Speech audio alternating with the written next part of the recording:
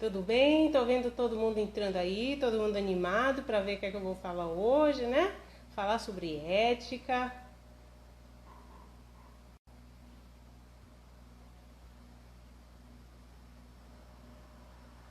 Pois é, gente, nossa, quanta gente que a gente só vê no dia a dia, dizendo um oizinho aqui, uma postagem, um gostei, né?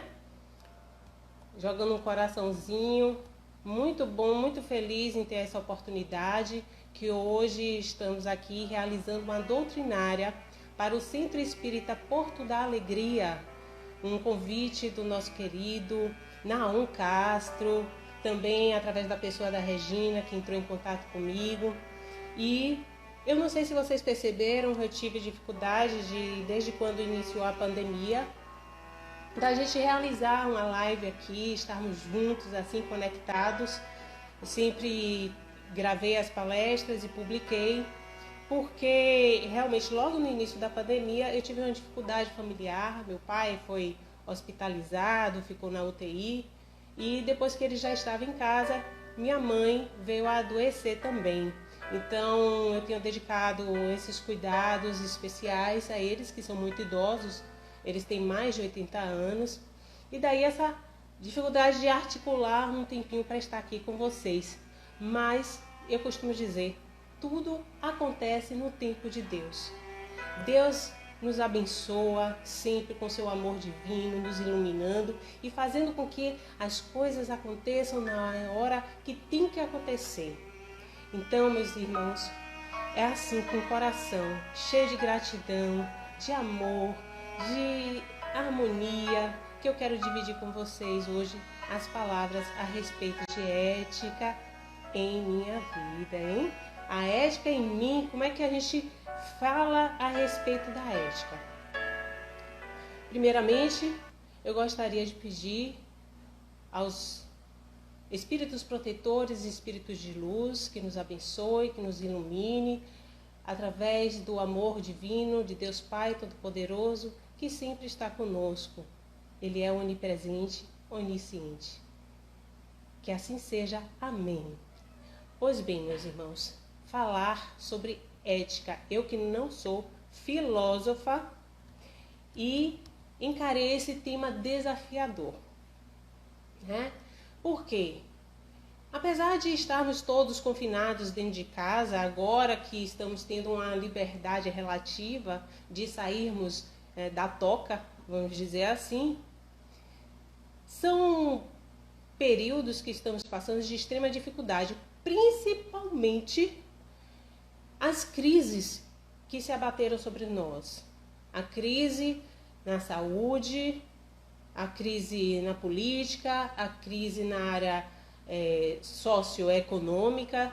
Nós vamos ter que trabalhar um pós-pandemia, fortalecendo os nossos valores para lidar com essa nova realidade. Já era difícil o nosso relacionamento uns com os outros, mas se nós não tivermos princípios e colocarmos esses princípios em prática, princípios comportamentais de relação para com o próximo, aí sim fica muito difícil. Tá todo mundo me ouvindo direitinho? Dá um ok aí, por favor. Tô vendo a Beatriz, né, a Leomar, meus amigos, meus irmãos. Dá um ok só para saber que o som tá direitinho para vocês. Tá? Ah, graças a Deus. É porque, assim, ao vivo, às vezes a gente já começou a falar o conteúdo e quando a gente dá conta, teve um probleminha no som, né? Pois bem, então quantas vezes a gente ultimamente tem escutado a respeito do termo falta de ética? Fulano, ele age dessa forma por uma questão de falta de ética. Estamos chegando a esse caos porque quem está no poder é antiético. É muito fácil a gente jogar a culpa naqueles que estão à direção das grandes decisões e não estamos lá para tomar essas decisões. Eu acho interessante como a gente faz essa projeção. Freud, lá no final do século XIX, já dizia isso. Nós projetamos as nossas insatisfações no outro. Ora, será que esse caos que estamos vivenciando que essa insatisfação, inclusive, a respeito dos nossos governantes, que muitos têm demonstrado. Eu confesso que eu também não estou satisfeita. Mas é culpa de quem? Vamos procurar culpados? Não, vamos procurar responsabilidade. Temos a nossa parcela de responsabilidade nessa sistemática. E por quê? Afinal de contas, somos perfeitos? Somos melhores, espíritos mais evoluídos do que aqueles que estão no poder? Muitos vão dizer que sim, né? Até parece. Mas quem nunca mentiu?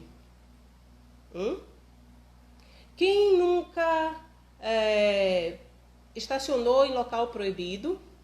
Bem, a gente vai ter umas raras exceções aqui. Mas o que eu mais vejo na rua é quando eu vou estacionar o carro, aquela plaquinha do é cortado, dizendo não é para estacionar. Mas a gente vê 1, 2, 3 carros enfileirados, o que é que a gente faz? Estaciona também.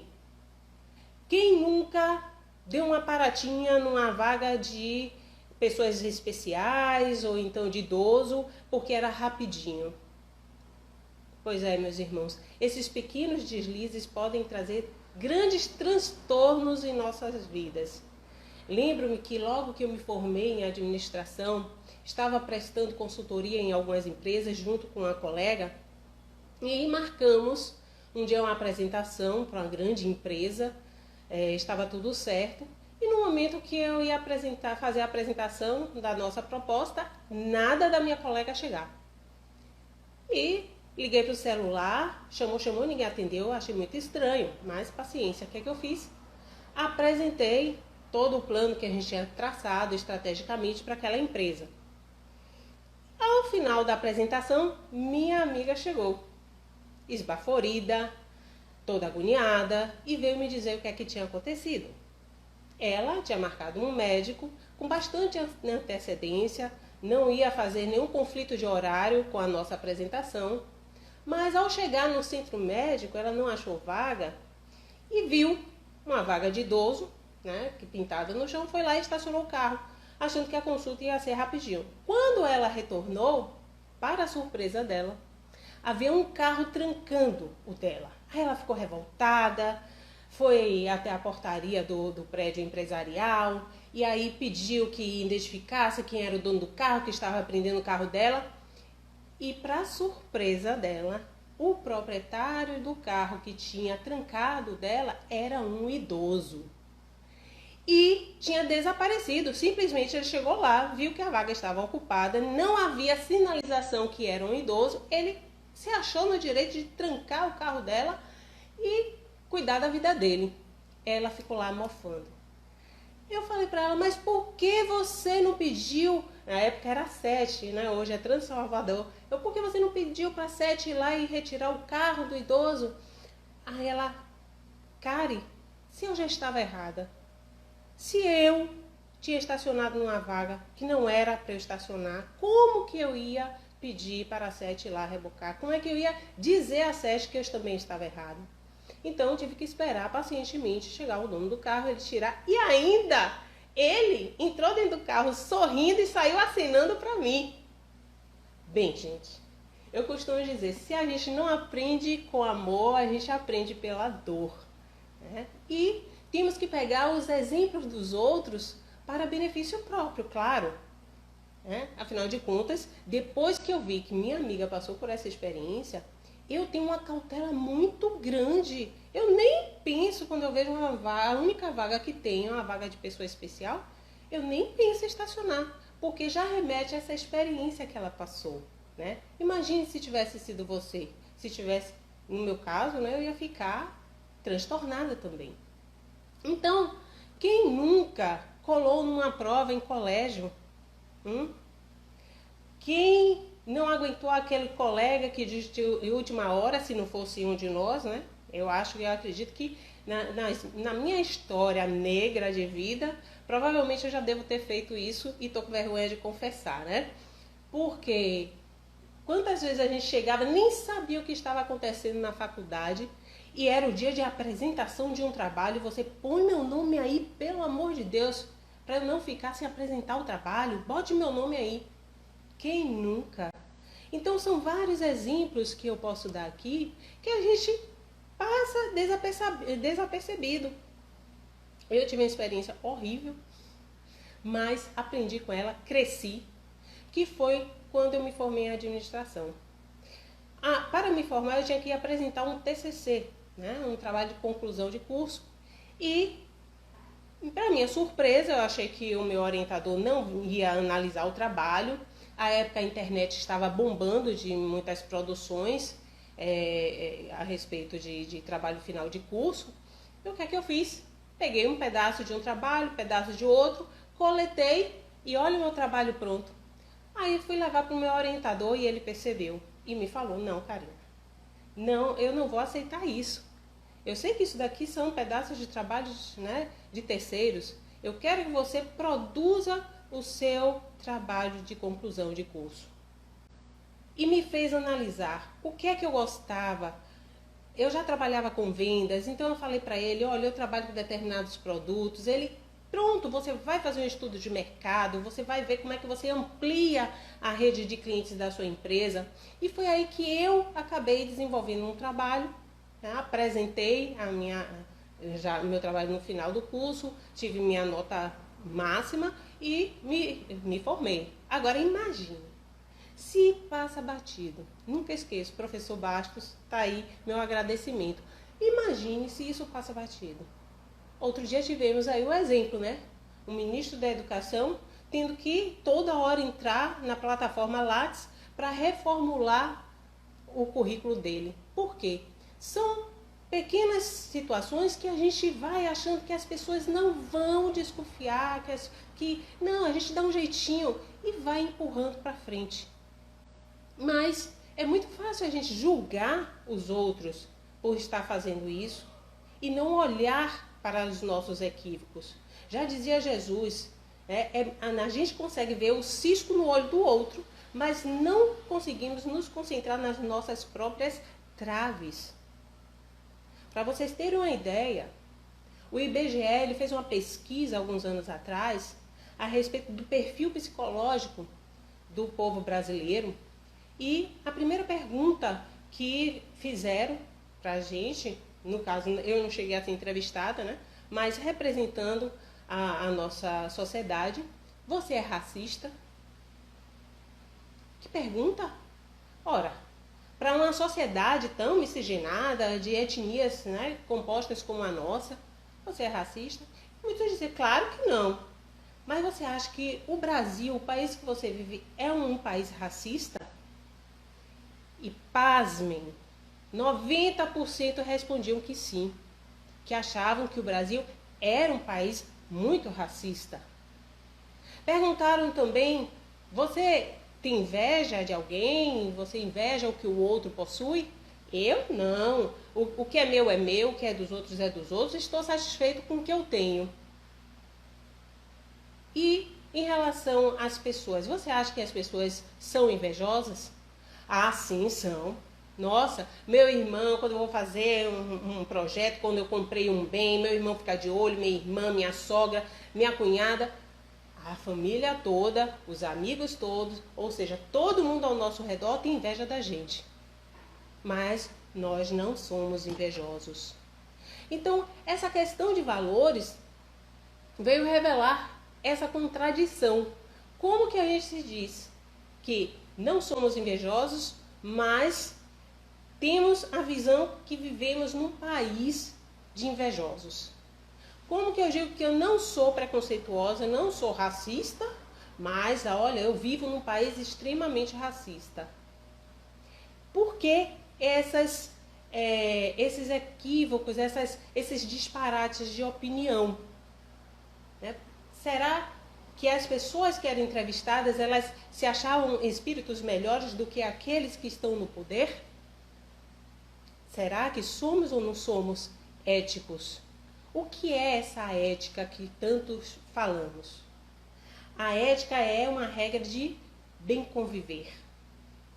É um conjunto de princípios que permite a inteligência da convivência entre nós em sociedade. Então, Imagina só. Quer dizer que para viver em sociedade eu tenho que ter determinados princípios, determinadas... Eu não estou falando de normas, né? Não estou falando de leis, porque a lei é de acordo com o padrão de cada comunidade, cada sociedade, o padrão cultural. Estou falando de princípios universais. Onde que nós podemos buscar esses princípios universais? Em toda a nossa história. E desde quando a gente pode analisar a nossa história? Qual é o livro que nós temos registro e acesso mais antigo que podemos buscar a nossa história? É a nossa Bíblia Sagrada. Pois bem, quando a gente vai analisar o Antigo Testamento, para vocês terem ideia, a gente vai ver que o Antigo Testamento são os livros mosaicos, a Torá, né, os livros escritos na época de Moisés. Mas antes não existiu história? Antes de Moisés? Sim. E os primeiros códigos de condutas de relacionamento que nós temos, pelo menos, mais intimidade, podemos dizer que o Código de Hammurabi, na Mesopotâmia, imaginem só, 1800 anos antes da vinda de Jesus à Terra. 1800 anos, quase 2000 anos atrás, né? Antes de Jesus estar conosco, já havia um código de ética, um código de proceder para conseguirmos nos relacionar em sociedade. Alguém lembra alguma coisa do Código de Hammurabi aqui? Já ouviram falar da lei de Talião? Olho por olho, dente por dente? Segundo Gandhi, se todos nós ainda tivéssemos sob a égide dessa lei, todos nós estaríamos banguelos e cegos. Já evoluímos um pouco do Código de Hammurabi. Em 1800, andamos um pouco no tempo para 1550 anos antes de Cristo e vamos nos deparar com o Livro dos Mortos no Egito. E se pararmos para pensar, Moisés, ele foi criado aonde? No Egito, lá na corte do faraó, e teve acesso então a esse código, ao Livro dos Mortos. O Livro dos Mortos, ele tem 42 preceitos de não fazer. O que é esse Livro dos Mortos? A pessoa morria e aí era feita uma confissão dos feitos do morto. Eu não matei, eu não roubei, eu não cobicei a mulher do próximo ou o marido da outra. Ou seja, era o não fazer, uma confissão. E não é parecido com o não furtarás do Êxodo, né? Não matarás, não cobiçará a coisa alheia. Então, houve inspiração divina para a criação dos 10 mandamentos e de todo o resto da Torá, que nós podemos reunir aí num total de 613 dispositivos e proibições. Dentre eles, desses 613 mandamentos, nós temos os 10 mais conhecidos que nós temos acesso. Então, mais um código de ética. Passa-se um tempo, nós temos os filósofos na Grécia discutindo a ética, mas um código de ética vai marcar a humanidade, que é a vinda do nosso querido Jesus ao planeta Terra. Que ética cristã é essa? Só para vocês terem ideia, a ética cristã nós vamos encontrar no Novo Testamento. Mas, de que é composto o Novo Testamento? Alguém já teve aqui intimidade com a Bíblia? Sabe do que eu estou falando, então? O Novo Testamento nós vamos ter 4 evangelhos, um Ato dos Apóstolos, vamos ter 21 cartas, sendo que 14 dessas 21 cartas são escritas por Paulo de Tarso, e vamos ter o Apocalipse. Quando juntamos todos esses livros, temos 27 livros para estudarmos a ética cristã. Ou seja, os ensinos de conduta que Jesus, estando entre nós, vivenciou, praticou, demonstrou como devemos fazer. Até então, todos nós sabíamos que os mandamentos maiores era amar a Deus acima de todas as coisas, com todo o nosso entendimento, com todo o nosso coração, com toda a nossa alma, e amar ao próximo como a si mesmo. Ora, gente, mas amar a Deus acima de todas as coisas, nós temos no livro da Torá, em Deuteronômio.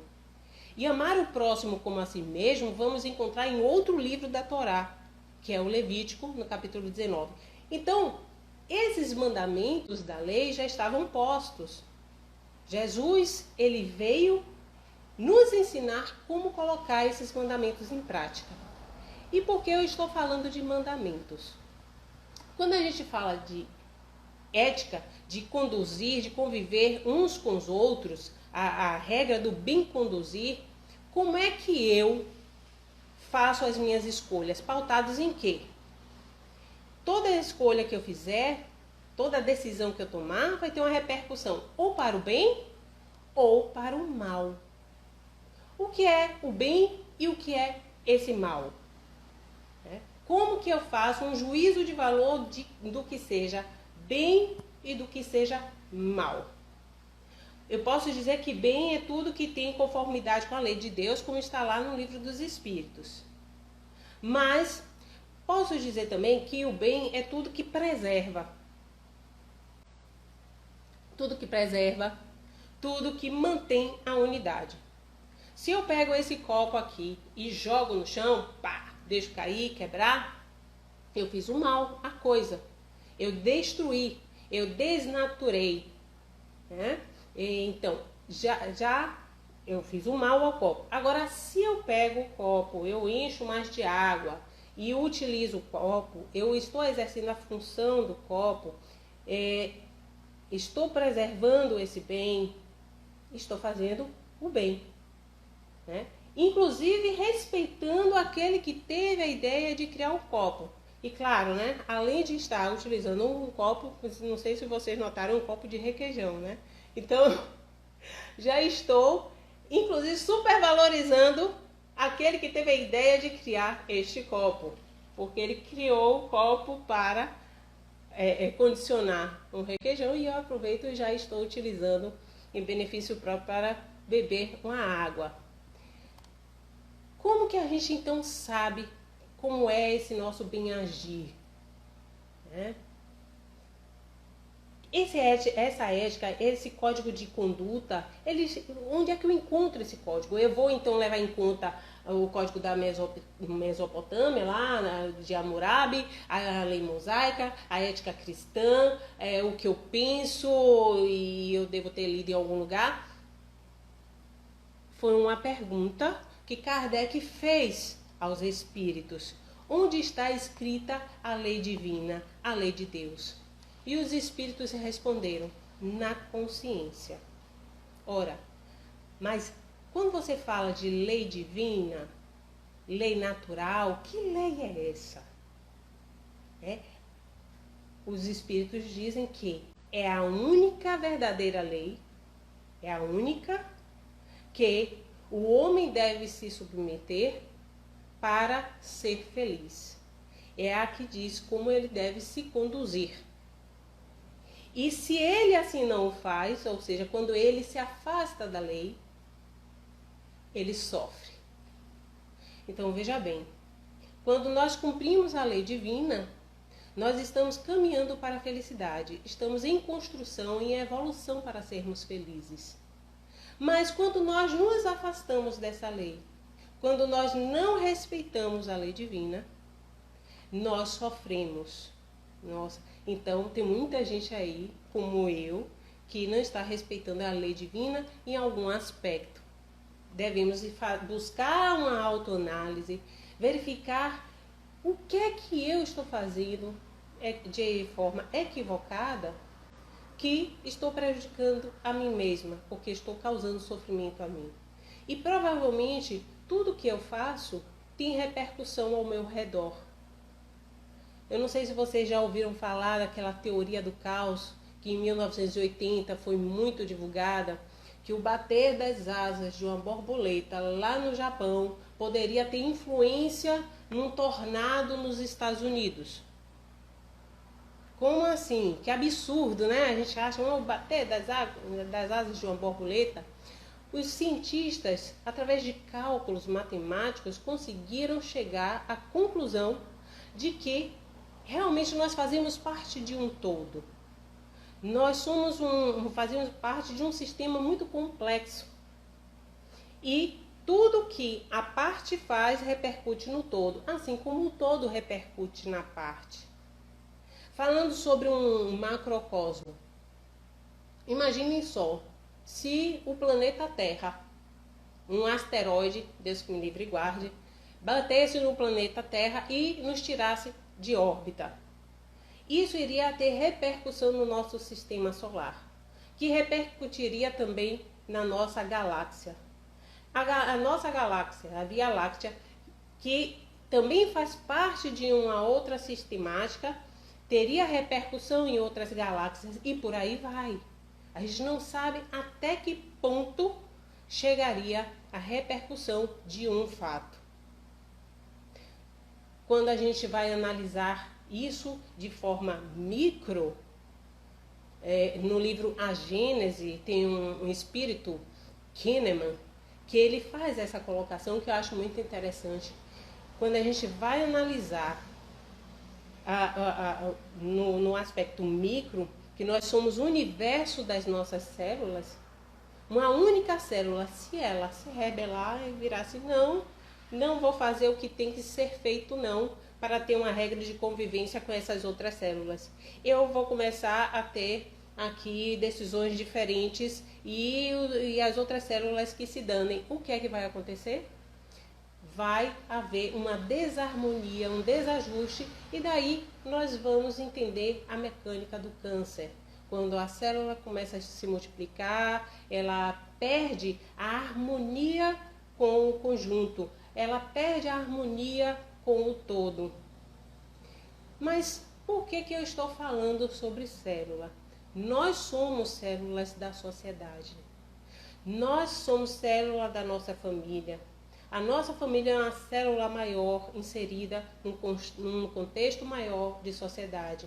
Então, tudo que eu faço, de alguma forma, vai repercutir lá fora.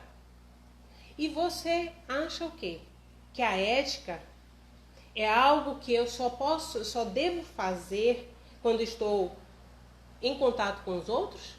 Ou a ética seria algo para uma conduta individual, né? Algo mais íntimo? Sim. A ética é algo tão individual que, para vocês terem ideia, eu postei ontem até no Instagram, né, que quando a gente faz algo para o mundo externo, né, para as pessoas, ou seja, a gente está mascarado e aí tem uma conduta ética para os outros, mas na nossa intimidade nós fazemos outra coisa completamente diferente. Na nossa intimidade nós estamos demonstrando, deixando claro o que é o nosso caráter, né? E aí vocês pensam o quê? Se eu vou para o meu quarto, me tranco e vou fazer determinadas coisas que eu acho que ninguém vai ficar sabendo, eu não vou prejudicar ninguém. Se eu estou sozinha, é assim.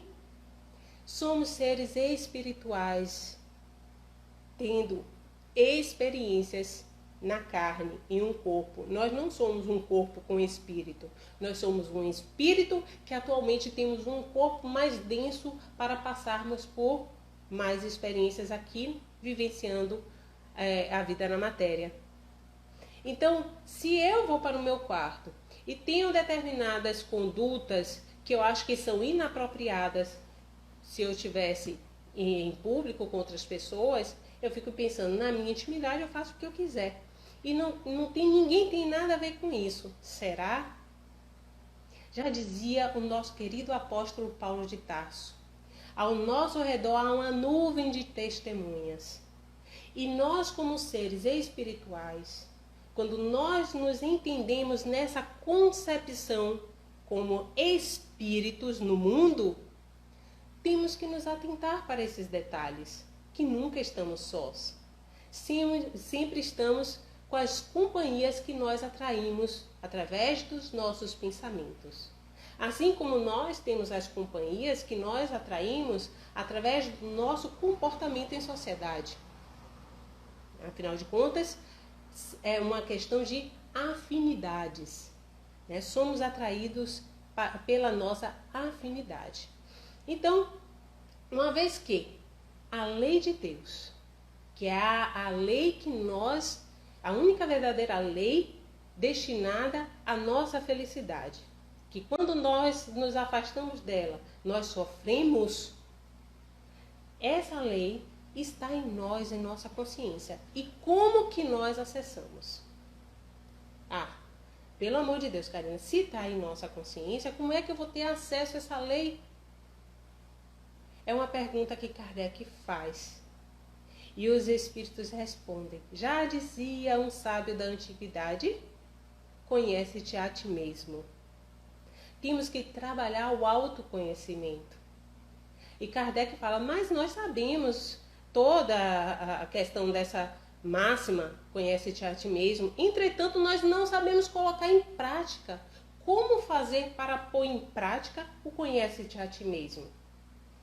E aí, o nosso querido Santo Agostinho vem e faz um tratado de como nós podemos nos autoconhecer, lá na questão 919 de O Livro dos Espíritos, que diz: fazer o que eu fazia quando vivia na terra. Toda noite ao deitar, eu interrogava a minha consciência, passava em revista o que havia feito e me perguntava se não havia faltado algum dever, se ninguém tinha nada a se lamentar de mim. Então já começa por essa análise de repassar o nosso dia. É terapêutico, é um presente que nós damos para nós mesmos fazer esse tipo de reflexão, gente. Eu confesso que minha vida mudou depois que eu conheci essa questão de Santo Agostinho. Porque eu comecei todas as noites antes de dormir a repassar o meu dia e fazer uma análise. Antigamente não, nossa, estou cansado, vou dormir e acabou. Né? Mas a partir do momento que você se disciplina, daí Emmanuel ter falado para Chico, né? Como que Chico ia desenvolver todas as habilidades para psicografar.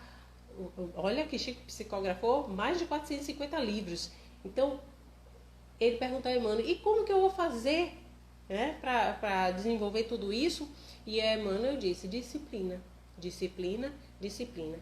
Nós temos que buscar determinados hábitos, incorporar esses hábitos saudáveis em nossa vida. E toda noite antes de dormir eu faço essa reflexão. Eu repasso o meu dia. E confesso para vocês, eu me surpreendo. Gostaria de dizer que fico muito feliz e vou dormir tranquila, mas na verdade, geralmente é o contrário.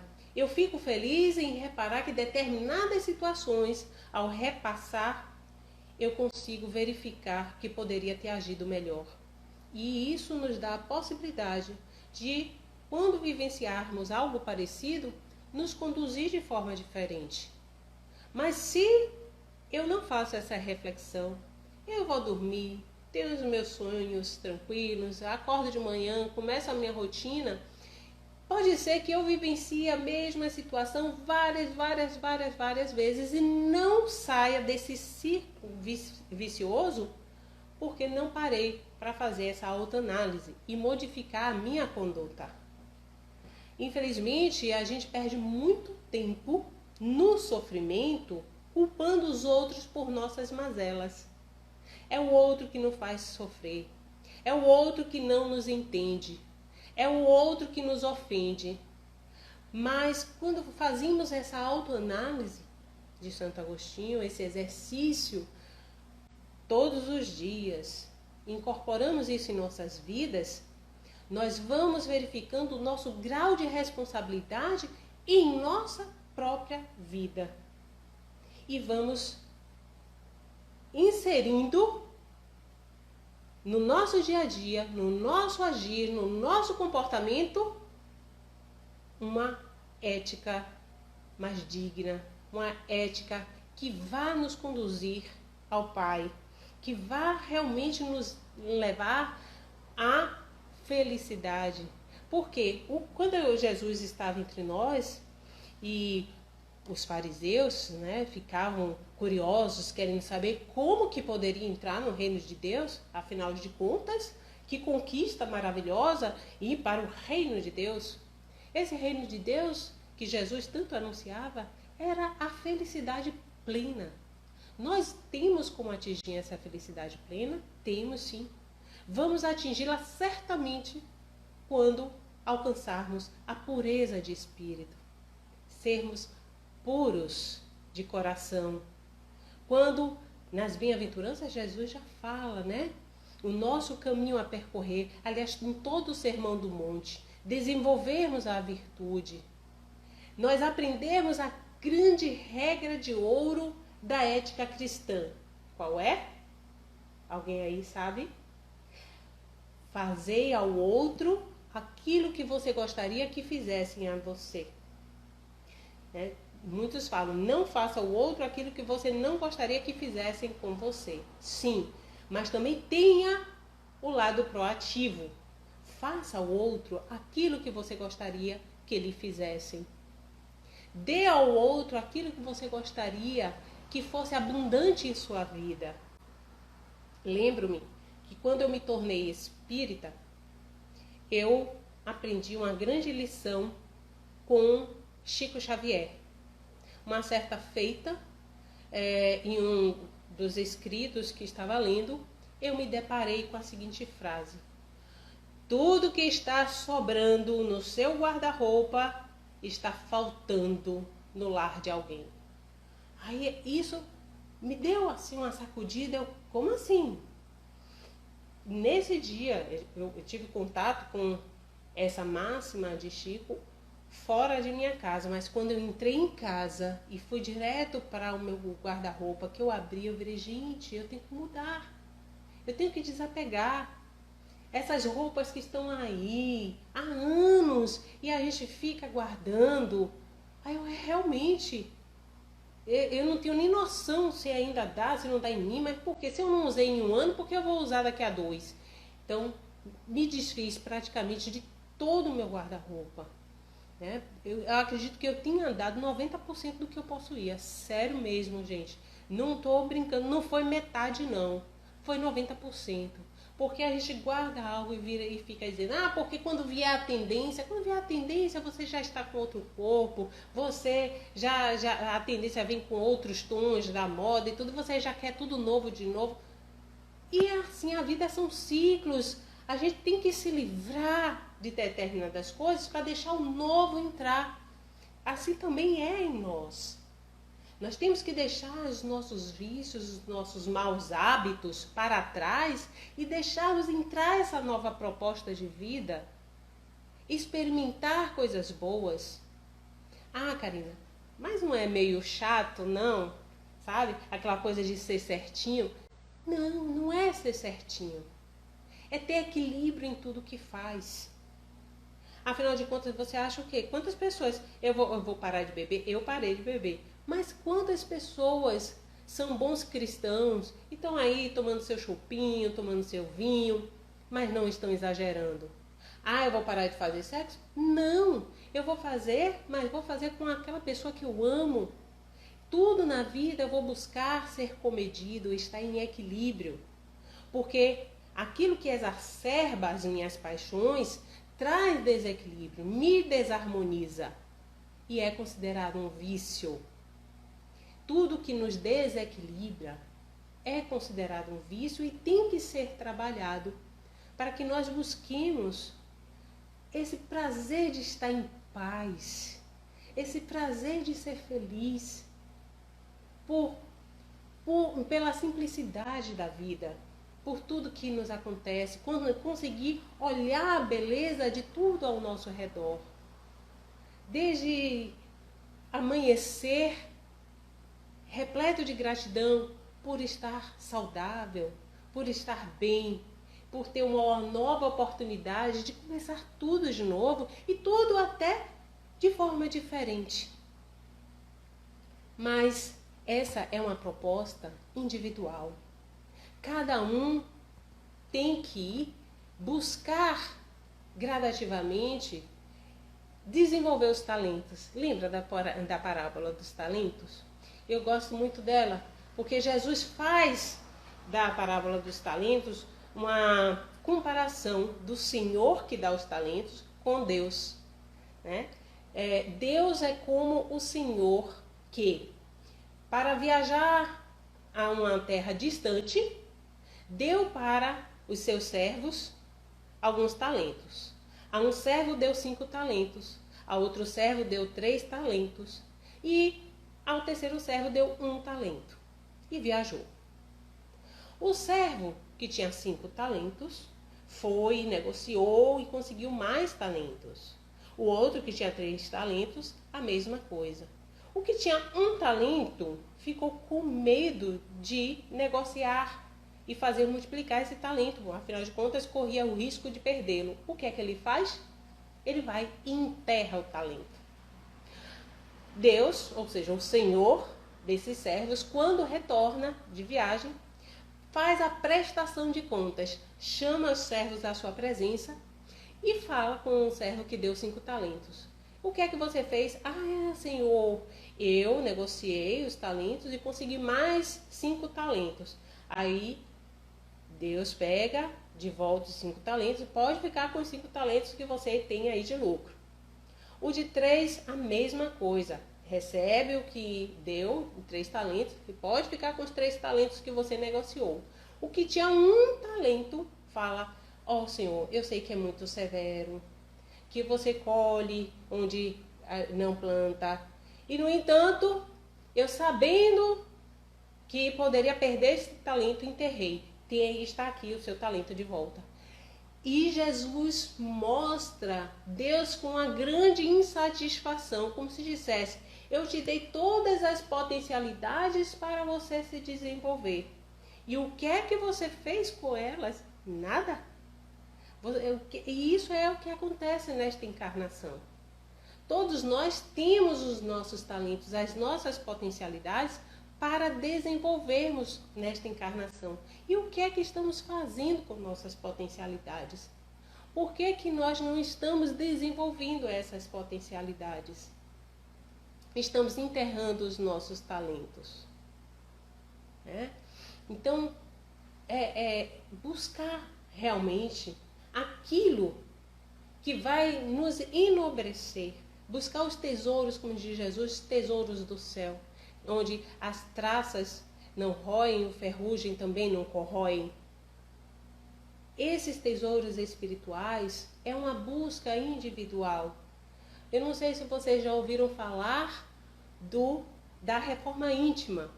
A reforma íntima que nós temos que trabalhar, evoluir, nos melhorarmos, mas sem martírio, como já dizia Hermance Defoe no livro Reforma Íntima Sem Martírio. Nós não precisamos nos atropelar, nos martirizar e sofrer até para sermos melhores. Não é isso que Deus quer. Mas Deus está ali dando todas as condições para sermos melhores, sermos felizes, dentro da proporção evolutiva que pudermos fazer. E isso depende de cada um de nós. É uma atitude individual. Então, sejamos éticos para conosco. Eu me lembro uma certa feita no trabalho, eu ia fazer uma defesa e alguém virou para mim, faz de qualquer jeito, ela não vai nem ficar sabendo. Mas eu vou. Eu não me importo se a outra pessoa vai ficar sabendo ou não. Eu me importo que eu sei e isso vai fazer parte da minha consciência. Isso estará plantado em mim. Mesmo que não me incomode de forma consciente, quantos lixos estamos guardando no nosso inconsciente? E às vezes temos atitudes, a coisa aflora, que até ficamos assustados. De onde veio isso em nós? Lá de trás, que a gente guardou, a gente achou que não ia interferir na vida de ninguém. Sim, a gente interfere na nossa própria vida, porque, gente, tudo acontece na nossa mente. Tudo começa na nossa mente. Se a minha mente ela está poluída, se tudo que eu estou colocando nos meus pensamentos, eu estou produzindo pensamentos que não são construtivos, vai repercutir nas minhas ações. Tenha certeza disso. Tem uma máxima de Paulo, de Tarso, que Paulo falava exatamente isso, né? Quanto ao mais, irmãos, tudo o que é verdadeiro, tudo o que é honesto, tudo o que é justo, tudo o que é puro, tudo o que é amável, tudo o que é de boa fama, se há alguma virtude e se há algum louvor, nisso pensai. Então, são pensamentos, quando a gente tem que se policiar, e faz parte do autoconhecimento de Santo Agostinho, nós temos que policiar até os nossos pensamentos. A qualidade de pensamento que eu estou alimentando está boa? Então, vamos mudar o que eles falam, né? Vamos mudar a frequência, vamos mudar a nossa estação mental. Como que nós fazemos isso? Busque pegar um bom livro, um livro edificante, um livro que vá realmente trabalhar intimamente os seus valores pessoais. Busque assistir algo que vá trabalhar as suas emoções, que te dê as sensações gostosas da vida diante de bons sentimentos. Então, busque o belo. Já diziam os filósofos da Grécia, busque o belo, né? Se enibrie com a criação divina, com os detalhes de tudo que podemos usufruir e Deus nos empresta, porque nós não temos nada, meus irmãos. Engana-se aquele mais materialista que, olá, deve estar assistindo hoje aqui e comungando conosco desta reflexão. Nada nos pertence. Como diz a música, tudo é do Pai. Sim, até esse corpo que cada um de nós estamos utilizando não é nosso. Afinal de contas, quando vem a morte, nós nos despojamos de tudo. O que é que fica? Somente o nosso ser espiritual. E quando trabalhamos esses valores éticos em nossa vida, a nossa forma de conduzir, o tratar o próximo, o amar os valores divinos, a criação divina, também a nossa condução conosco, com a própria nossa intimidade, a nossa essência. Quando nós nos deparamos na vida espiritual, é isso que vale, é isso que fica, é essa bagagem que nós vamos estar conosco. E não aquilo que nós compramos, e não aquilo que nós, muitas vezes, até demos um jeitinho brasileiro para conquistarmos. Não vale a pena. Não vale a pena esses prazeres temporários, diante de uma felicidade eterna que nos aguarda, diante de uma satisfação plena, quando estamos a caminho do Pai, como diz Emmanuel, a caminho da luz. Somos criados simples e ignorantes. Quando buscamos o livro dos Espíritos, o entendimento da nossa essência, Kardec pergunta lá na questão 23, o que é o Espírito? E eles respondem para nós, o Espírito é um princípio inteligente do universo. Mais tarde, parecendo que a questão está sendo repetida, lá no item 76. o que é o espírito novamente, né? Qual o conceito de espírito? E aí eles respondem, é o ser inteligente da criação. Nossa, eu era um princípio inteligente, agora eu sou um ser inteligente da criação. O que é que houve aí? O que é que aconteceu? Eu fui criada simples e ignorante. Um princípio inteligente. Que, diante de espaço e tempo ilimitado, que nós não temos como mensurar, nós evoluímos. Passamos por reinos, reino mineral, vegetal, animal, atingimos o ápice no reino animal, que é o reino hominal, ou seja, a alma humana. E agora somos um ser inteligente da criação divina. Esse histórico todo está em nós. Esse arcabouço de conhecimentos está em nós. E temos que buscar todos esses registros em benefício para sermos melhores cada vez mais. Então, todos os dias é um desafio de sermos mais éticos, de sermos melhores. Busquemos, meus amigos, busquemos essa bênção divina de nos reformarmos, de sermos mais éticos uns com os outros e principalmente conosco. Não é porque ninguém está vendo que eu vou agir de forma equivocada. Não. Busquemos a proposta para coisas novas, novas atitudes. Busquemos a moral do Cristo. Lembre que eu disse, temos 27 livros no Novo Testamento, só dos ensinamentos de Cristo, dos ensinamentos de Jesus, para aprendermos com o Mestre, que é o nosso modelo e guia da humanidade. É uma definição que está no Livro dos Espíritos, na questão 625. Qual o espírito mais perfeito que pode servir de modelo e guia para a humanidade? E eles respondem com a única palavra, Jesus. Para vocês terem uma ideia, no Novo Testamento, no Evangelho de João, que é um dos últimos evangelhos, João, ele diz o seguinte, lá no finalzinho do Evangelho: Este é o discípulo que falou destas coisas e as escreveu. Isso é João dizendo. E nós sabemos que o que ele disse é verdade, dando o seu testemunho. E para encerrar, vejam só, João diz, ainda há muitas outras coisas que Jesus fez. Se todas elas fossem escritas, uma por uma, acho que nem no mundo inteiro caberiam os livros que seriam escritos.